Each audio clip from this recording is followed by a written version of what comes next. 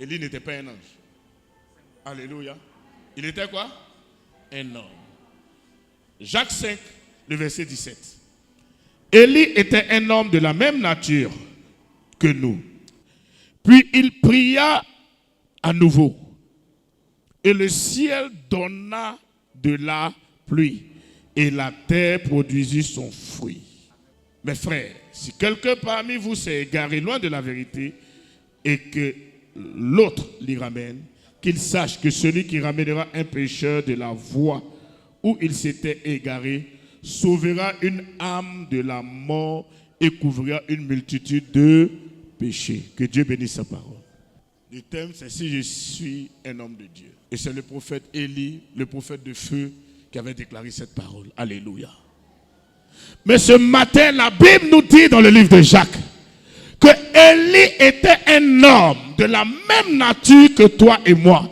Élie était un homme né d'une femme comme toi et moi. Il pria avec instance pour que la pluie s'arrête. Et la pluie s'est arrêtée. Il a prié encore et la pluie est revenue. Alléluia.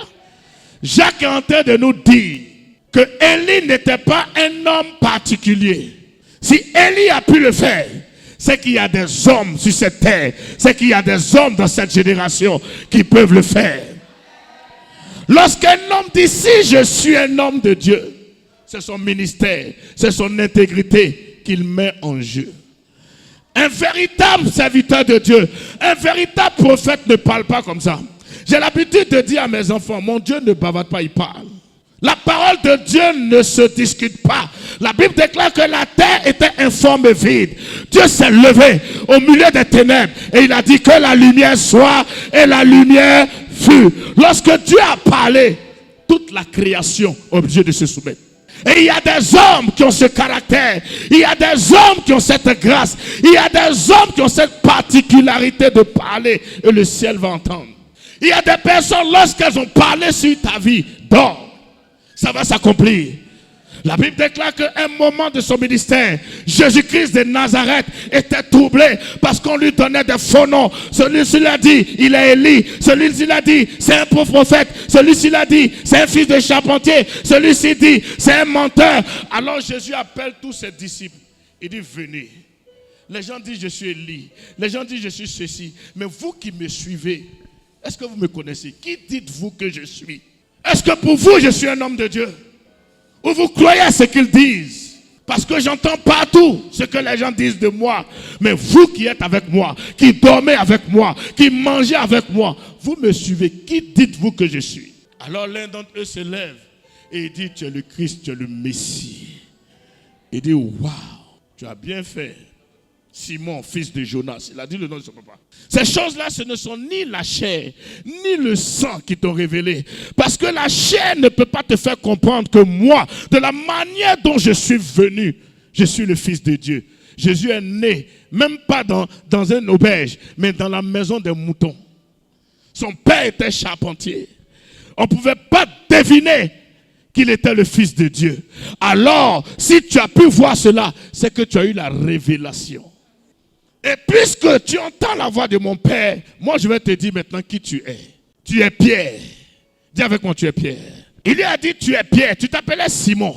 Mais puisque tu entends la voix de mon Père, moi je vais te dire que tu es Pierre. Et sur cette pierre, je bâtirai mon église. Et les portes du séjour des morts ne pourront point contre elle. Jésus a fini de parler. Dis avec moi, Jésus a fini de parler. Ils ont continué leur chemin. Voilà que Pierre encore, qui entendait la voix de Dieu, qui était spirituel, Jésus se dit que je peux compter sur toi. Parce que maintenant tu as grandi, je vais te révéler les choses comme elles sont. Puisque tu es consacré, tu pries, tu vois les choses comme moi, alors bientôt je vais aller mourir. Mais je te dis une chose, tu es Pierre. Je peux compter sur toi. Pierre dit non. Tu vas pas dire où? On a tout laissé pour te suivre. Avant qu'on ne te tue, on va me tuer d'abord. Il dit, aïe, arrière de moi, c'est Jésus qui a parlé. Arrière de moi, le même Pierre qui avait la révélation. Quelques heures plus tard, il est devenu Satan. Tes pensées sont celles de quoi? Des hommes.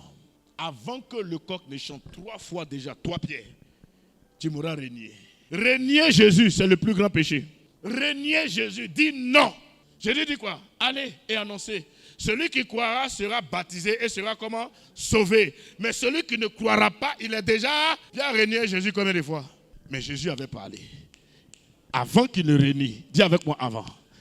Il lui a dit quoi? Tu es Pierre, et sur cette pierre, je bâtirai mon église. Cette parole a rattrapé Pierre, parce que la parole vivante qui était Jésus-Christ a parlé, et Pierre s'est repenti. Et le jour de la Pentecôte, Pierre était là, parmi les disciples. Et lorsqu'il prêcha, 3000 âmes se sont converties. La parole de Dieu, malgré que Pierre ait renié Jésus, parce que Jésus a parlé sur sa vie, elle s'est accomplie. Pourtant, Judas s'est pendu. Il y a des personnes, lorsqu'elles parlent sur ta vie, ça va s'accomplir. Tu montes, tu descends, ça va s'accomplir.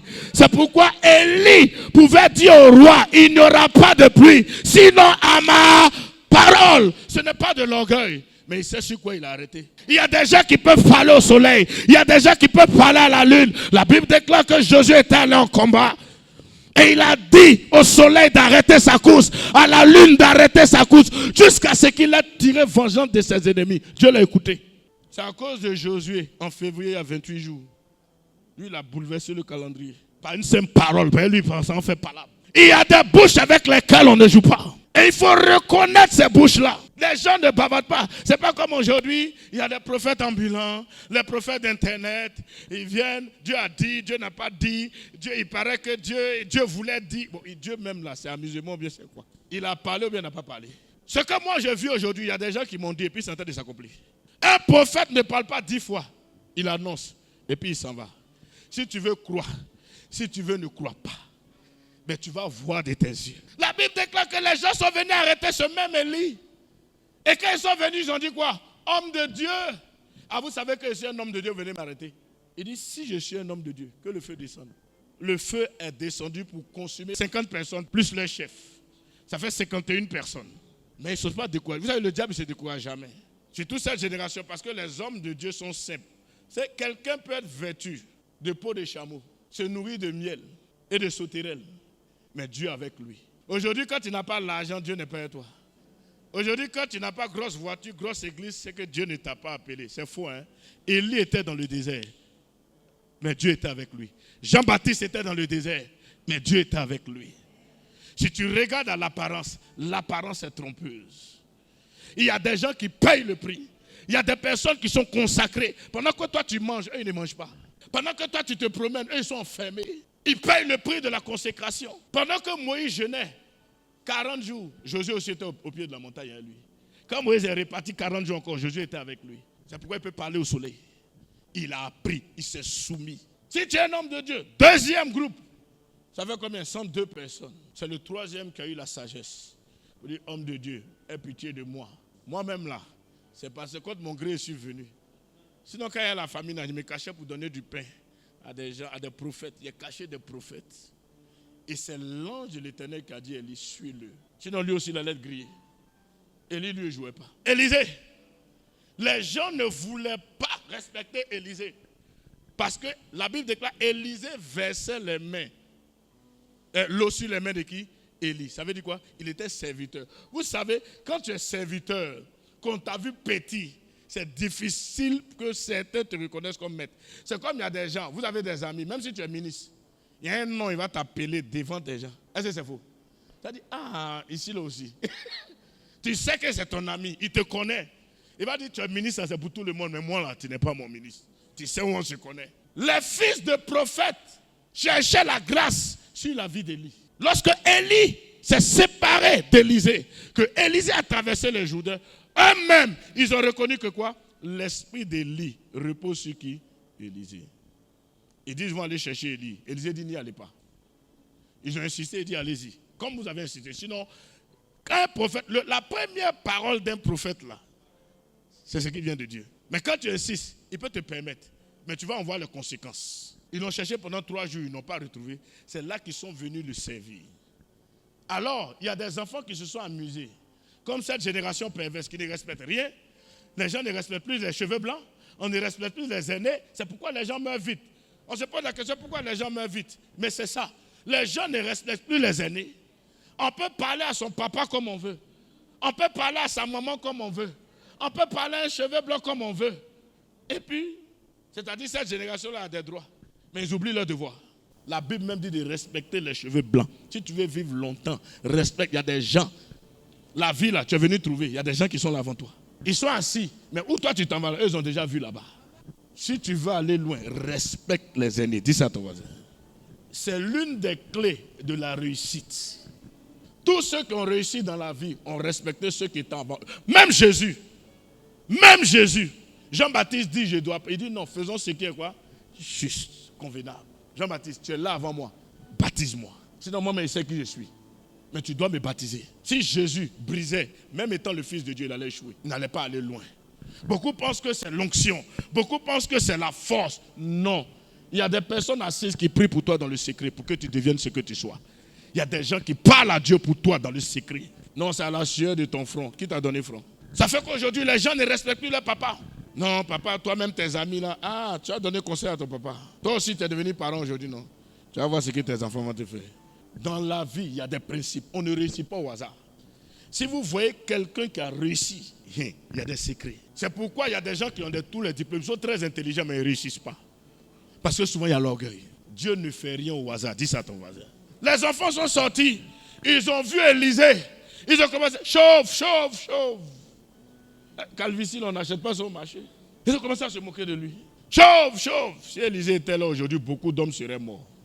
Parce que c'est la génération où les enfants veulent corriger les erreurs de leur papa. Toi, tu as vu ça où? C'est la génération où le papa, dans sa propre maison, a payé sa télévision et puis l'enfant change de chaîne. La télé de mon papa. Il y a longtemps, tu dors en pleurs. C'est-à-dire, toi-même, tu n'as pas sommeil. Mais de toute façon, ils t'ont frappé là. Le sommeil vient vers toi. Et puis, c'est un sommeil paisible, hein, où tu dors et puis tu ronfles. Tu ne vois même pas le jour venir. Le papa reçoit ses amis. Toi, tu es là-bas et puis tu rentres dans la conversation. Pourquoi même? Quand il a levé ses yeux une fois, deuxième fois, là, tout le monde a disparu. Et moi, j'ai inculqué ça à mes enfants. Une fois, il y a une servante de Dieu qui est venue me rendre visite. Dès qu'elle est rentrée, les enfants ont éteint tout et puis ils sont rentrés. Tout le monde a disparu, la maison est vide. Elle me dit, hey, tu as éduqué tes enfants là? Elle dit, oui, c'est l'éducation que j'ai reçue.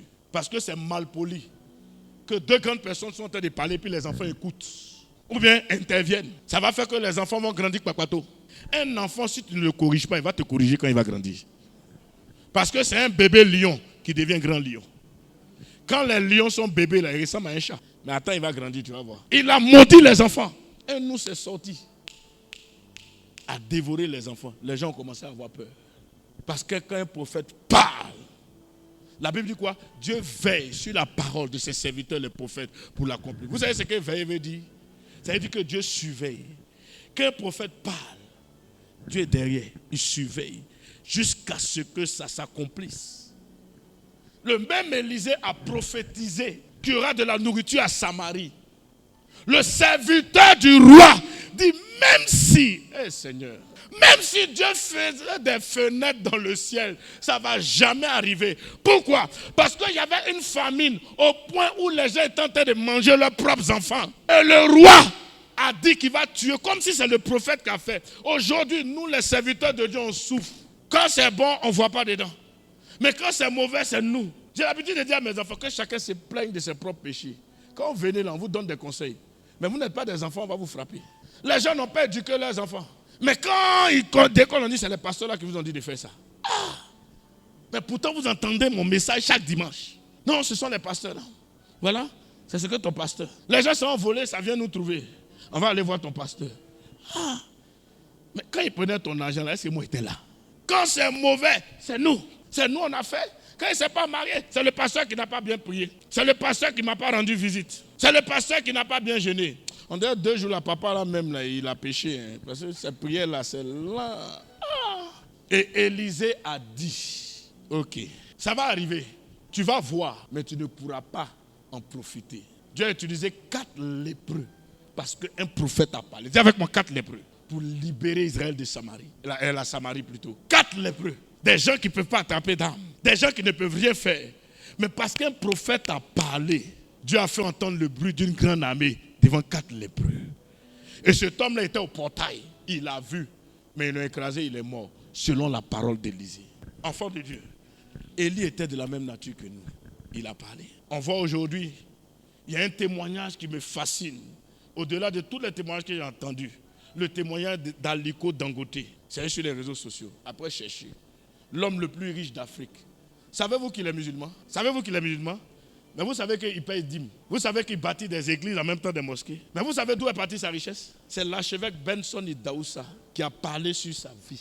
Enfant de Dieu, il y a des bouches autorisées. C'est pourquoi moi je respecte les aînés. C'est pourquoi je respecte Papa Ebaté qui est là. Parce que peut-être même quand il attrapait la Bible, je n'étais pas encore né. Même si je pense qu'il y a l'onction pour déplacer les montagnes, c'est rien. Si je ne respecte pas celui qui avance. C'est quand il me donne sa bénédiction qu'il a la force. La dernière fois, il s'est déplacé, venu me rendre visite à l'église. Je l'ai honoré. Dis-moi mes enfants. Il dit, c'est mon papa. Vous voyez, respectez-le. Je suis allé chez lui à la maison, quand il m'appelle, je viens.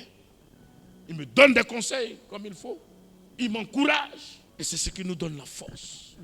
Et vous avez cette grâce-là d'avoir de tels parents. Je connais mon frère Aristide aussi. C'est un homme fou. Je dis, Figo là, c'est pas aujourd'hui, c'est une vision que Dieu lui a donnée.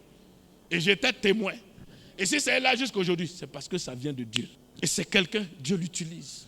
Et il ne va pas vous emmener quelqu'un qui ne va pas vous bénir. Vous êtes béni. C'est pourquoi ne négligez pas certaines paroles. Dieu veut changer ton histoire. Dieu veut te bénir. Il y a des gens qui doivent parler sur ta vie. Mais ces gens-là, il faut les écouter, il faut les respecter. Il faut honorer. La Bible déclare que depuis le temps de Jean, c'est quoi? Le royaume de cieux souffre de quoi? De violence. Les chrétiens sont plus violents. On pleurniche. Petite épreuve, on pleurniche. Et je souffre. Nous, on marchait des kilomètres pour aller évangéliser. On mangeait par accident. Moi, j'ai servi l'homme. Je ne parle pas de Dieu, hein. Je ne voyais pas Dieu. Mais l'homme même, servi. Quand les gens voient la grâce sur ma vie, ils pensent qu'on vend sur le marché. Non. J'ai servi. J'étais musulman. J'ai accepté le Seigneur dans les années 2000. Et quand je me suis converti, mon papa s'est converti, ma maman s'est convertie et puis ils sont morts. J'ai perdu mes 2 parents la même année, après avoir accepté Jésus. 2 à 3 ans après, mes 2 parents la même année. Les gens pensaient qu'il allait abandonner la foi. J'ai dit non. Si Dieu a pris mon papa, ma maman, il est mon papa, il est ma maman. Jusqu'à aujourd'hui. J'ai foi en ce Dieu-là. Et je sais de quoi il est capable. C'est pourquoi je veux dire à quelqu'un, ne perds pas espoir.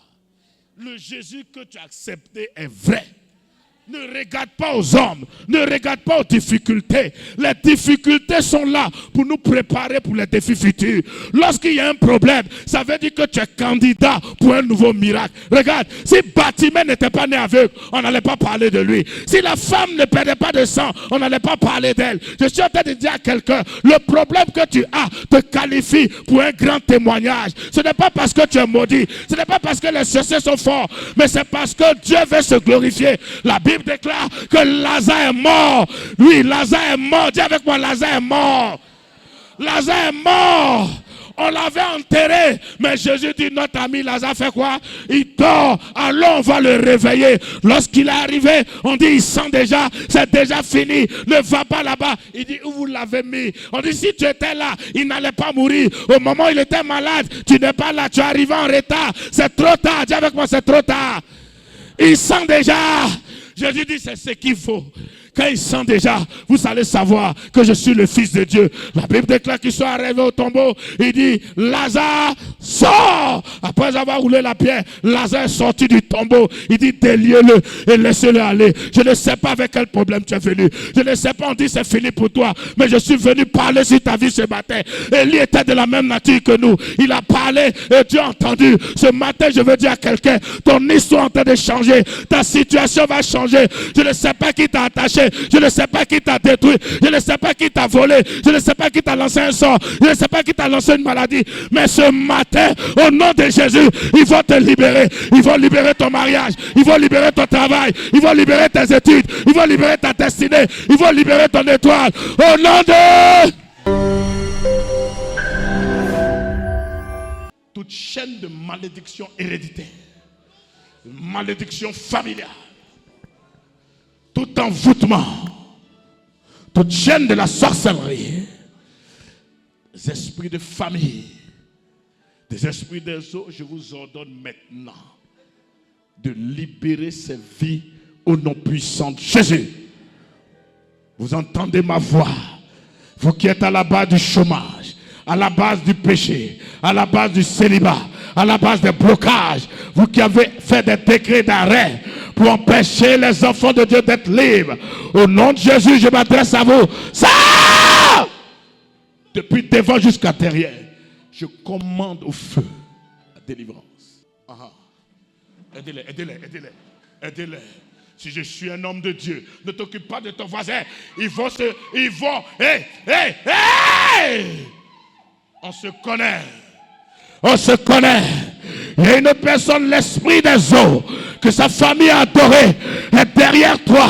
Et quand tu fais des rêves, tu te vois au milieu des eaux. Mais pendant que je suis en train de parler, quelque chose est en train de se passer. Cette chaîne de malédiction héréditaire est en train d'être brisée. Au nom puissant de Jésus, sors! Sur la croix, il a dit tout est accompli. Il a payé le prix. Jésus a payé le prix. On vous maintient dans les addictions. Il vous maintient dans le péché pour vous empêcher de voir la gloire de Dieu. Mais il a dit de prier. Ceux à qui nous allons pardonner les péchés, le péché sera pardonné. Ton commerce, tu es combattu. Au travail, tu es combattu.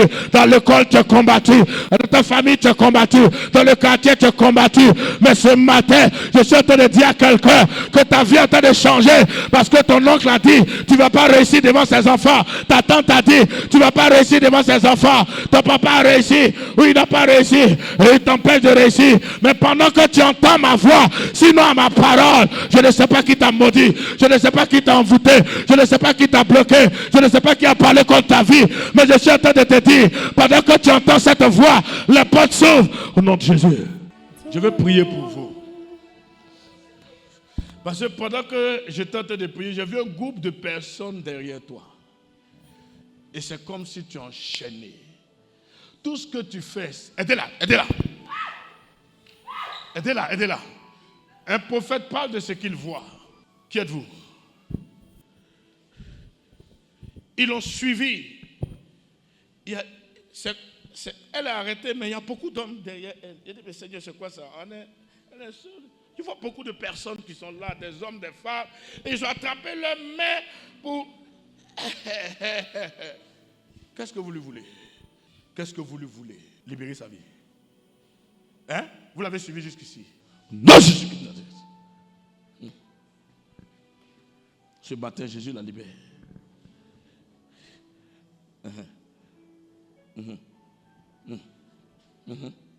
Détachez-la. Détachez-la. Détachez-la. Détachez-la. Détachez-la. Elle va aller de l'avant. Détachez-la. Détachez-la.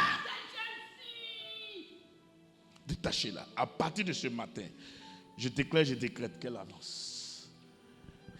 Qu'elle prospère. Pendant que je parle, il y a une personne. Souvent, tu as des maux de tête. Et ça vient quand ça rentre derrière ici. Quand ça commence, quand ça vient comme ça. Et tu sens que ça descend vers ta nuque. C'est qui? Viens, je vais prier pour toi. Pourquoi? Parce que je vois qu'on veut te paralyser. Donnez-lui le micro pour confirmer. Oui, je confirme. Parfois, j'ai des maux de tête qui descendent jusqu'à mon... Jusqu'à ton cou. Oui, mon cou. Très souvent. Oui. Je vois qu'on veut te paralyser du côté droit. Hein? Je sens des bruits. Ton du pied. Voilà, droit. Du pied droit. Jusqu'au niveau du mollet. Jusqu'au niveau du mollet. Jusqu'à présent même, je sens. Actuellement, à présent, tu sens. Et souvent, tu es fatigué. Tu sens la fatigue. Tu n'as rien fait, mais tu es fatigué. C'est comme si tu es fatigué. C'est une attaque que tu as reçue. D'un rêve. Je vois dans un son. C'est le Seigneur qui t'a aidé. Tu as reçu une attaque en rêve. Et c'est comme ça qu'ils t'ont lancé ce mal. Si on ne prie pas pour toi, dans les temps, les mois, les années qui viennent, je te vois paralysé d'un côté. C'est ce qu'eux, ils ont décidé. Si je suis un homme de Dieu, cela n'arrivera pas. Amen.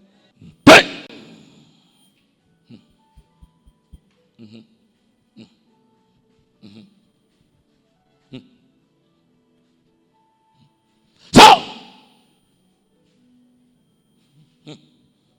Sors! Sors!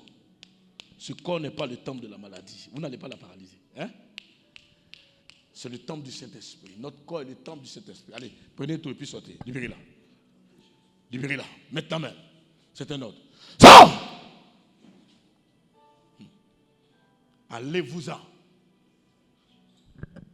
Allez-vous-en. Esprit de paralysie, esprit de sorcellerie, allez-vous-en.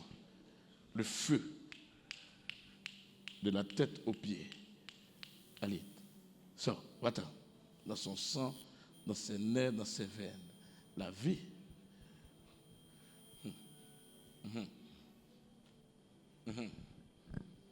Monsieur, le Saint-Esprit est en train de faire une opération pour restaurer son organisme. J'interdis la paralysie et je te déclare libre de tout souci par la puissance du Saint-Esprit. Il y a une personne, tu es endetté et ça te tracasse. Il ne faut pas avoir honte. Est-ce qu'on peut acclamer pour le frère?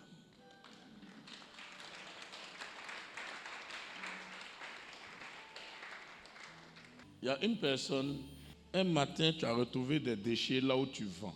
Là où tu vends, tu es venu, tu as retrouvé des déchets humains. Tu es là, viens, je vais prier pour toi. Des déchets humains où tu vends.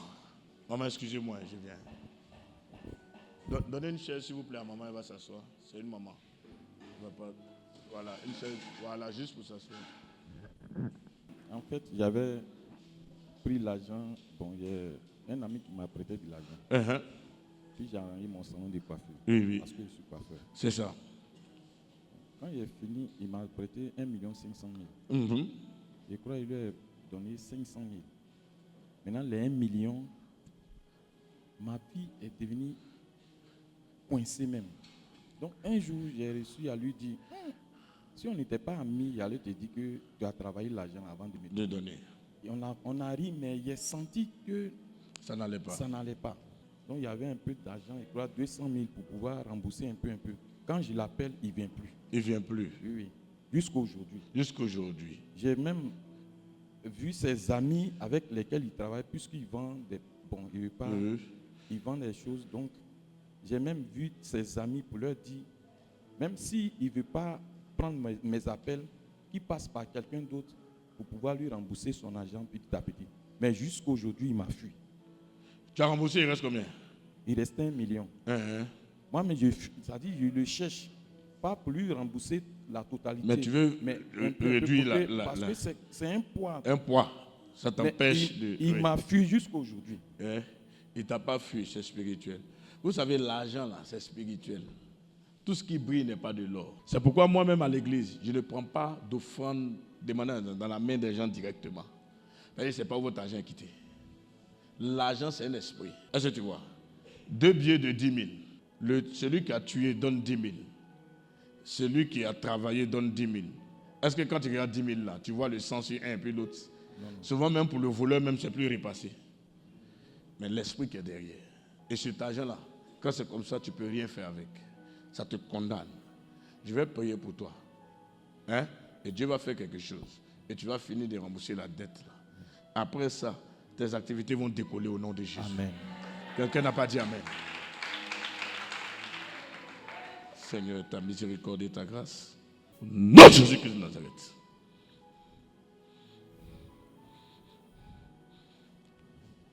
Je le plonge dans ton sang et je le déclare libre. Manifeste ta force dans ces faiblesses. Tu as pris nos infirmités, nos maladies sur la croix. Par tes meurtrissures, nous avons été guéris. Il est libre. Amen. Au moment, c'est... Maman, qu'est-ce qui s'est passé? Un dimanche. Un dimanche, il y a longtemps? Non. C'est quand? Ça fait au moins 2 semaines, 3 semaines. 2 semaines. Parce que j'ai vu qu'ils ont mis des déchets. Vous vendez quoi? Avant, je vendais placali. Ils ont chié comme ça. Oui. Avant, tu vendais placali. Ils ont fait des déchets humains. Ça ne marchait pas trop. Donc, j'ai laissé. Vous avez laissé. Je vends les petites choses là. Je vends galettes, jus. Et puis, j'attache placali là-bas. Pour vendre. Tout dernièrement, quand ils ont fait ça, placali que j'ai fait là, c'est pas marché. Ça n'a pas marché. C'est resté. Frère là, j'ai ramassé pour aller donner à mes enfants. galette que je prends là, dans 2 jours, ça marche. Ça ne marche pas. Comment tu as enlevé ça? Je venais au marché. Je n'ai pas ramassé. J'ai mis, on dit de main sel. On dit de main quoi? Gros grain là. Sel. J'ai mis dessus. Fait que Satan a peur du sel. Mais je n'ai pas ramassé. Ça dépend de la personne qui met le sel. Nous-mêmes, nous sommes le sel de la terre. Alléluia. Satan n'a pas peur du sel. Si tu mets le sel, il ne va pas aller mettre dans sa sauce. Ça dépend de celui. C'est-à-dire, si je suis un homme de Dieu qui met le sel, Satan va avoir peur. Il est touché. Donc, il n'a pas peur du sel. Hein. Il a peur de ceux qui ont le mandat. Dieu veut faire quelque chose pour vous, maman, parce que vous souffrez. Il voit que vous luttez, mais rien. Tout ce que vous faites là, ça. Et à chaque fois, tout ce que vous faites, c'est comme si vous commencez. Souvent, vous êtes là, vous passez, vous regardez au ciel. Je vous vois être assise et puis tu regardes. Tu te demandes, jusqu'à quand? Est-ce que Dieu m'aime? Il ne faut pas pleurer, maman. Il ne faut pas pleurer. Hein? C'est pour ça que Dieu m'a envoyé. Hein? Jésus t'aime, il te voit. Souvent, il te voit, tu es assis, tu regardes en haut. J'ai fait à chaque fois, c'est la même chose, à chaque fois. Pourquoi c'est moi? C'est parce que tu as une grande destinée, maman. Tu es béni. Amen. Et c'est ce que le diable attaque. Amen. Je vais prier pour vous. Et je sais que Dieu qui m'a envoyé ici va changer les choses. Amen. Et ceux qui ont fait ça là, ils vont tomber au nom de Jésus. Amen. Et toi et tes enfants, vous allez vous relever au nom de Jésus. Amen. Seigneur, merci pour ta miséricorde, ta grâce. Et sur les larmes de cette maman. Lorsque tu révèles, c'est pour racheter. Je suis que serviteur inutile entre tes mains. Mais si tu as parlé, c'est parce que ta droite triomphante en train d'agir. Change l'histoire de cette femme, afin qu'elle n'oublie pas cette veillée et qu'elle revienne pour te glorifier. Rends témoignage au nom de Jésus. Amen. C'est fini, maman. Va. Si tu es dans la joie, acclame, donne une fois d'acclamation à Jésus.